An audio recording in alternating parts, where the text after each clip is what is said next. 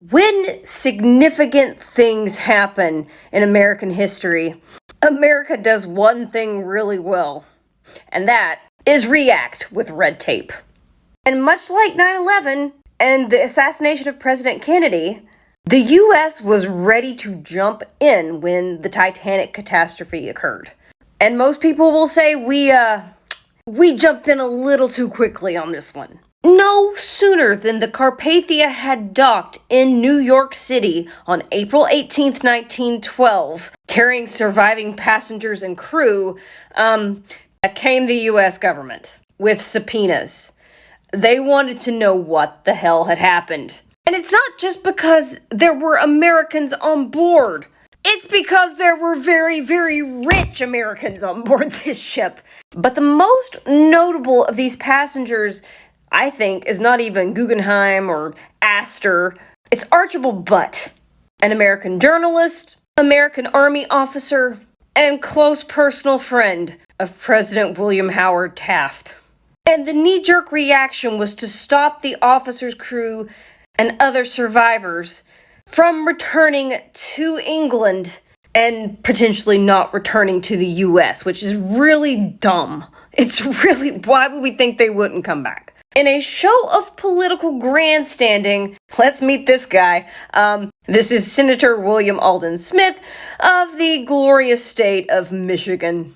Though Archibald Butt was Howard Taft's friend, when approached about kickstarting an inquiry immediately, Taft was like, we don't have to take immediate action on this. It's done. It's a British ship. But dude went ahead and subpoenaed everybody anyway. And then he had a bunch of really pissed off officers who just really wanted to go home to their families because they had just almost died.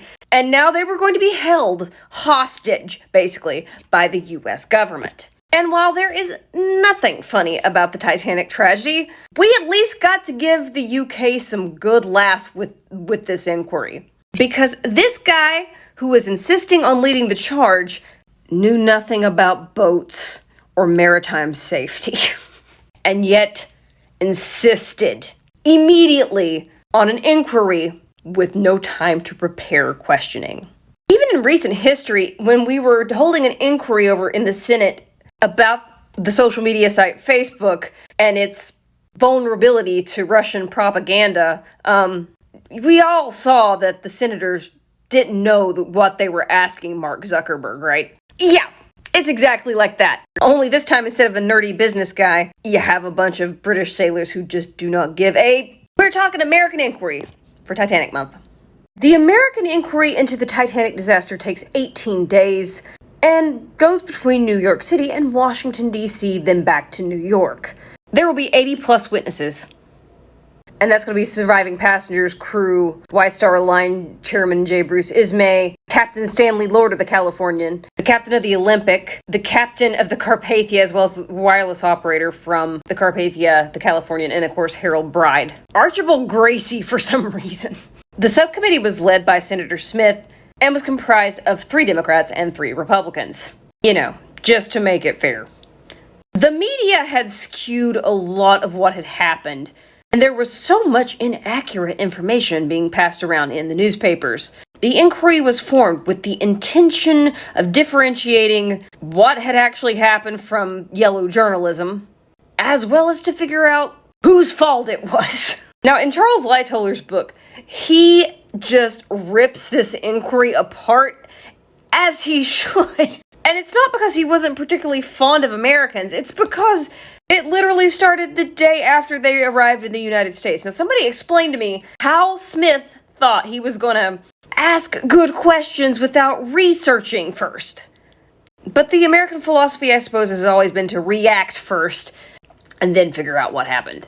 And it's obvious from the get-go that Smith wants to pin this on J. Bruce Ismay, chairman of the White Star Line, who was basically being slaughtered in the press because he jumped on a lifeboat. Though I agree he's kind of a sleazy character, Ismay was not the one calling the shots on this boat.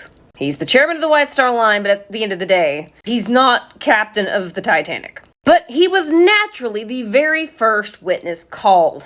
In addition to just browbeating witnesses, it becomes very incredibly clear that Smith has no idea what he's asking.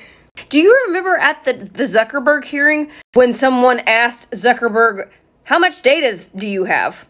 To which Zuckerberg was like, that doesn't make any sense. And then they told him how a free website was not a good business model. And he's like, yeah, that's why we have advertisement. This is that painful. It really is. Now, I won't say his intentions were entirely terrible, albeit politically motivated. And between the two inquiries, we started to get a good picture. Testimony does contradict, but that's pretty normal in any sort of catastrophe. People are going to be focused on different things when chaos is unfolding. But Smith clearly had an agenda. But the best part of this whole thing is he was about to meet the snarkiest man he'd ever met in his life, and it's awesome. The questioning starts on April 19th at the Waldorf Astoria in New York City, and J. Bruce Ismay, chairman of the White Star Line, is the first witness. Ismay had been getting it bad in the press because he jumped on Collapsible C. Now, some witnesses say that he was actually aiding passengers into the lifeboat prior to this, but it didn't help. Also, there was a man who testified that he had watched Ismay help everyone and then make sure there were no women and children around before climbing into the boat. But then that man's wife said, that's a lie. Not only that, my husband left me and the kids to fend for themselves because he jumped in a lifeboat before we did. They were calling for charges against this man. And I honestly do not know what to make of Ismay. I feel like I don't know enough about him to make a good call. However, this man was in bad shape after the sinking. In the Carpathia, he was given a room where he refused to eat and had to be knocked out with morphine because he was struggling that badly. So in that regard, I feel like he's not insensitive. But William Alden Smith was like, all right, bet, let's go. You also have to know that William Randolph Hearst, the famous journalist, newspaper owner, did not like this man. I don't know why. So there was kind of a smear campaign against him. And it feels like Smith bought into that propaganda against him a little bit.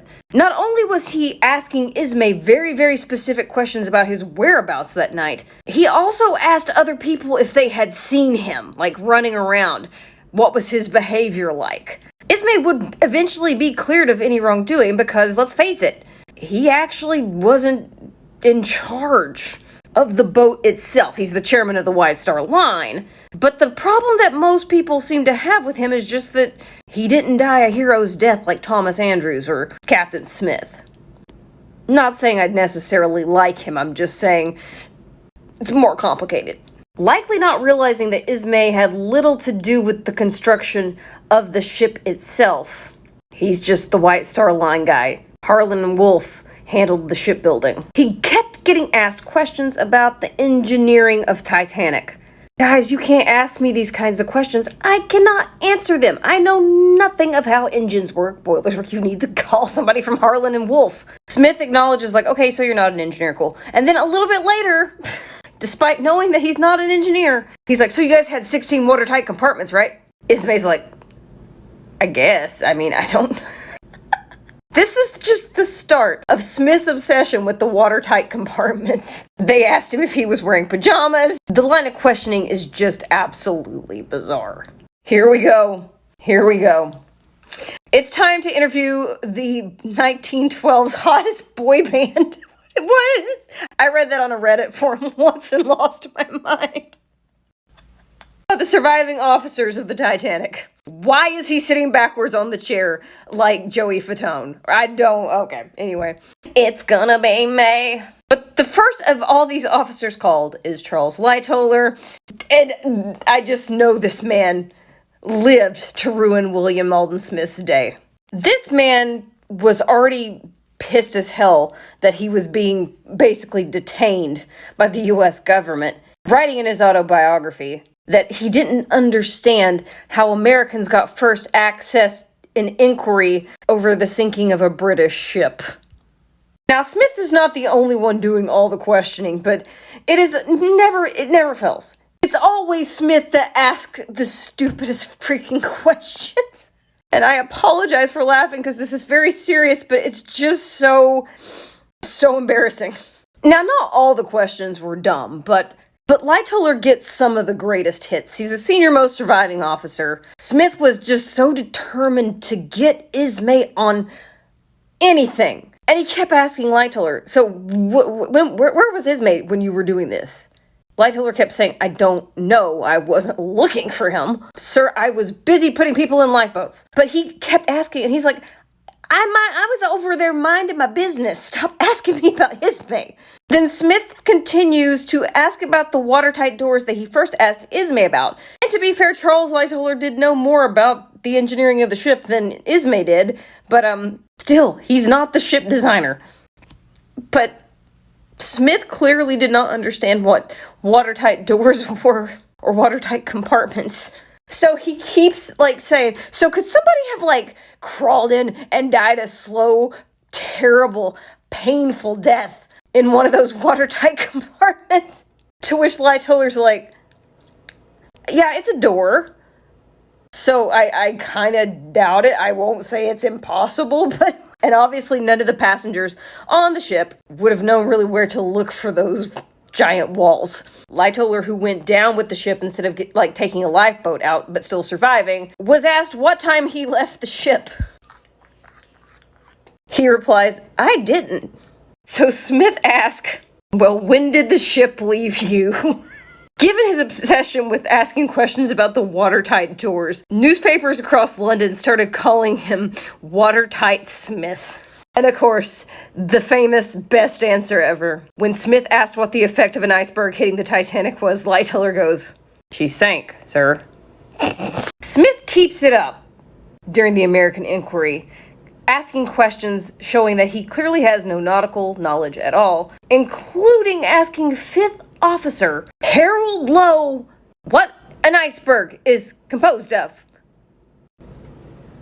How are you not embarrassed, dude? Lowe replies, ice, I suppose. But the one thing that this committee does well is start to pick up on some things that, while not against present-day safety protocol, should have been common sense fixes. Now, Lightoller had a lot to do in saying what should have been different. There are a lot of untruths that keep floating around about the ship, including that there was an intentional lockage of steerage passengers. That was not intentional, it's just that some of those gates remain locked, which is wrong, and that many of them were not alerted to what was happening until it was quite too late. It also put the crew of the Californian, the ship that was closest, through the ringer. Why was their wireless room not staffed 24 hours? Well, it wasn't a requirement. Why didn't they go back when they saw the rockets firing from the ship that was only 20 miles away? Because they were using the wrong intervals and colors of rockets that indicated distress. Still, if you're seeing these rockets repeatedly come from a ship, wrong color or not, shouldn't you, at least go turn the radio on, wake up the wireless guy and be like, hey, you okay over there? What are you doing? While Captain Stanley Lord had technically not done anything wrong, this would follow him around for the rest of his life. And the thing is, it's not even really his fault per se. The inquiry pretty much laid the blame right at the foot of Captain E.J. Smith, which, though I like Smith, is the fair and correct assessment of this entire thing. This was the consequence of arrogance and unpreparedness, and clearly not understanding the physics that, yeah, all that metal is definitely sinkable. But by the time they had their research and inquiry completed, they did actually come to the correct outcomes. And between this and the British inquiry, maritime safety was really greatly increased. It sucks that this happened. It was 100% avoidable, but it always takes something like this to make the changes required. Every time you go on a cruise, and the first thing you have to do is a boat drill, that is because of the Titanic. Ships are constructed to allow people to move more freely towards different deck areas that are designated to the location of the rooms on the ship. And of course, there are always enough lifeboats now. Will I always make fun of Smith? Yes. Did it help? Yeah, it did.